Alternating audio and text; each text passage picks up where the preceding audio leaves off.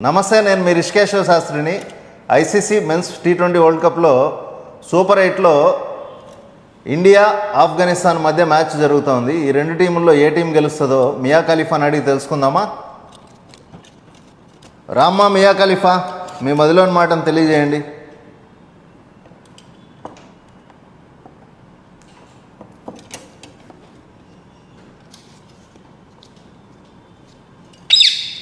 మియా ఖలీఫా చెప్తుంది ఇండియా గెలుస్తుందని.